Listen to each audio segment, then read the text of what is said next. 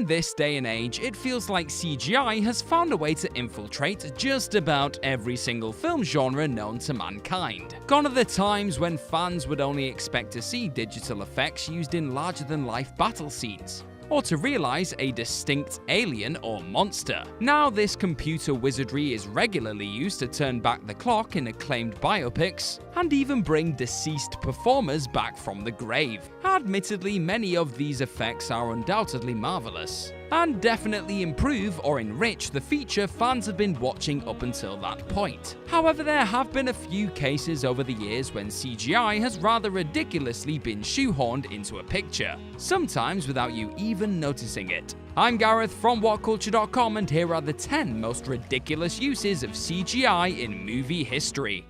Number 10. Wesley Snipes' eyes, Blade Trinity. Blade star Wesley Snipes famously didn't get on with Blade Trinity director David S. Goyer during the filming of the third feature in the series. Things got so bad at one stage that the pair would only converse through post-it notes. But the undoubted low point of their working relationship came during a scene set in a morgue. Snipes was lying on a table and the actor had been asked to simply open his eyes. However, the star outright refused to play ball and kept his eyes firmly shut on set. So the decision was made to digitally layer a set of artificial eyes over the top of his own, which would dramatically open when the time was right. The end result looks about as awful as you'd expect, and acts as a permanent reminder of just how surreal life got on the set of this ill-fated vampire-centric sequel. Number 9. Dakota Johnson's digitally added pubic hair. 50 Shades of Grey. It's never easy shooting a sex scene for a movie. So, in an effort to make Dakota Johnson feel a little more comfortable when immersed in many of Anastasia Steele and Christian Grey's passionate sex scenes in 50 Shades of Grey, the film's cinematographer Seamus McGarvey later revealed that the actor was given a kind of patch that went over her pubic area. Then, in a rather peculiar attempt to make the raunchy scenes look as authentic as possible, CGI pubic hair was eventually added to Johnson in post-production on top of the patch. Understandably, most people weren't exactly on the lookout for digitally crafted hair in that region when they first experienced the movie. However, it wasn't the only piece of subtle movie magic used when it came to Johnson's body in the flick. A butt double was also brought in for a scene when her character was struck on the bottom with a belt, with Johnson later revealing, "That was not my bum because I didn't want to get hit with a belt." Which is fair enough, really. Number 8. Crap CGI, John Wick. Much like their human co-stars, if a movie pooch doesn't want to do a specific deed on set, it's up to the studio and filmmakers to think of another way to achieve the desired shot. However, not every problem can be solved with a healthy dollop of CGI, and that's something those who noticed an odd-looking doggy deuce in John Wick found out all on their own. The film's director, Chad Stahelski, revealed that the team weren't able to give the animal playing John Wick's puppy a laxative. So instead of investing in some realistic-looking fake crap from their local joke shop, the studio ultimately spent a truly ridiculous $5,000 digitally rendering a pile of dog feces. It'd be fine if the finished product seamlessly sat in the grass like dog crap is known to do, but the mound of CGI poop hilariously and unrealistically floats on the ground, and proved to be a rather pointless investment by the time the movie hit cinema screens. Number 7. Lindsay Lohans' offensive chest size, Herbie Fully Loaded. It's fair to say that the CGI used in Disney's Herbie Fully Loaded hasn't exactly aged well in the years since its release. However, the various dodgy digital vehicle moments were all overshadowed by the effects used to alter the film's star, Lindsay Lohan. After screening the family-friendly flick to a test audience, it was said that many in the crowd were offended by Lohan's chest size, and felt that her character was simply too raunchy to appear in the sequel to the original Love Bug series. So the film's digital effects team reportedly set about reducing the young star's bosom in many of the scenes she appeared in, also raising the neckline on certain items of her clothing. Despite the film's director Angela Robinson outright denying this to be the case, Lohan's own comments on the situation seem to suggest that some digital tinkering was definitely present. Lohan confessed, "I don't know how Renee Zellweger kept swelling and shrinking for Bridget Jones. It's no fun. Bring on the computer guys." Number 6. Brie Larson's space hair, Avengers Endgame.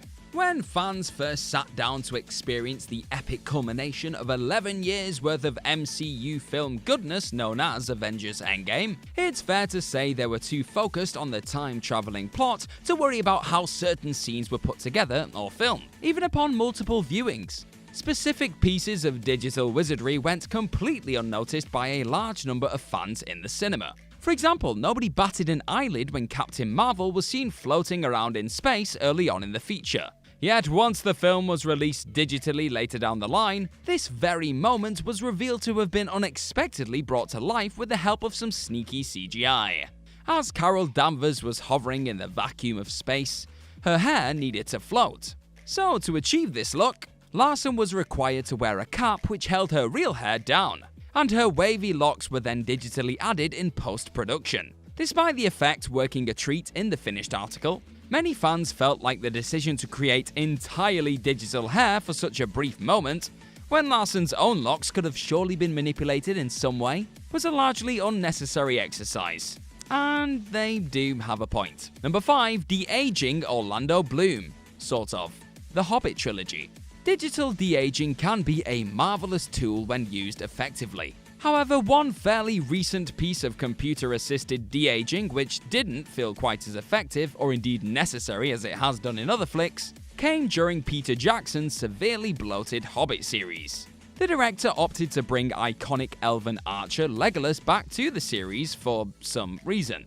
Yet the desolation of Smaug and Battle of the Five Armies both took place sometime before we were introduced to the character in the Lord of the Rings trilogy. Thus, Jackson decided that Bloom needed to be drastically de-aged for his return. This made sense initially, as it had been around a decade since Bloom last played the role. But once fans caught a glimpse of this younger Legolas, it quickly became apparent that the digital effects team may have gotten a little carried away. On top of Bloom's face looking unrealistically polished even for an elf, the character was given additional unnatural-looking blue eyes in post, which quickly became quite distracting. This entire scenario screamed of just using technology for the sake of it, and a more convincing look could have likely been achieved through strategically placed makeup. Number 4. Toby Maguire's haircut. Fear and Loathing in Las Vegas. Though the actual use of CGI to bring Toby Maguire's unfortunate haircut to life in Terry Gilliam's Fear and Loathing in Las Vegas was rather impressive and unnoticeable to most, the reason behind it being used in the first place was utterly ridiculous. The story goes that the team behind the film had forgotten to include a clause in the future Spider-Man's contract, which stated that he needed to part ways with his hair before the shoot took place. So when he was informed of their intentions, the actor ended up asking for $15,000 to shave his head bald. Determined not to bow to the actor's demands, Gilliam decided on an alternative which involved Maguire wearing a bald cap and using digital effects to finish off the look. In the end, however, this process cost more than the $15,000 Maguire was seeking to genuinely chop his hair off. There was probably an easier and less expensive way of getting around an actor refusing to become a skinhead. But Gilliam's gonna Gilliam, I guess. Number 3. Nicolas Cage's Abs of Steel, Ghost Rider. Nicolas Cage clearly put his all into achieving the most impressive physique possible for the role of Johnny Blaze in Marvel's Ghost Rider. Yet when the project eventually landed on screens, rumors began to circulate that the star's chiseled abs had actually been digitally added after the scenes were shot. Cage completely denied this being the case. However, one look at some of the production photos of Cage on set revealed that the actor was indeed in great shape, but nowhere near the insane level of ripped we saw in the finished picture. The actor did admit to having a flaming skull tattoo removed by the special effects team for the mirror scene in question, so it's not entirely crazy to assume that the decision was made to digitally enhance Cage's body for the very same scene. Whether it was unrealistically improving an already fit-looking body or removing a flaming skull tattoo from a character who, becomes a flaming skull, you have to admit that both of these CGI adjustments seem a little odd in hindsight. Number 2. Jennifer Connelly's Tears, Blood Diamond. When a director feels they need something different from an actor, more often than not they will deliver a note to said performer on the day that will help nudge them in the right direction. However, when director Edward Zwick eventually realized that Jennifer Connelly wasn't as distraught as he needed her to be in the closing stages of Blood Diamond, he he decided to digitally alter her performance without her even knowing. As Connellys' character Maddie Bowen talks to a dying Danny Archer on the phone, a solitary tear can be spotted rolling down Connellys' cheek at one point in the scene. It was later revealed that this single drop of human emotion was actually crafted on a computer. In all honesty, it doesn't actually change all that much about the scene, as the two still brilliantly convey what each character is feeling at this emotional point in the movie, without the CGI tear. So we'll let you decide if it was really worth the hassle of digitally tweaking Connellys' performance just to hammer home that her character was feeling so very sad. Number 1. Edward and Bella's CGI Offspring, The Twilight Saga Breaking Dawn Part 1. When it comes to most things in life, the simplest solution is often the best solution. Sadly, the Twilight Saga Breaking Dawn Part 1 director Bill Condon felt differently when it came to one specific aspect of his flick. Condon decided that just casting a bog-standard baby as Edward Cullen and Bella Swan's newborn child, Renesmee, and leaving it at that was too easy. He wanted to create a believable half-human, half-vampire CGI hybrid instead. Sure enough, he ultimately tried to do just that, and the results were, well, memorable. For all the wrong reasons. The director has since admitted that this failed computer-generated young being was a disaster. But he has also confessed that this CGI mistake helped him figure out what worked and what definitely did not in the projects he worked on afterwards, such as Disney's live-action remake of Beauty and the Beast. You live and you learn, I guess. But that still won't get the image of this creepy-looking offspring out of our heads anytime soon.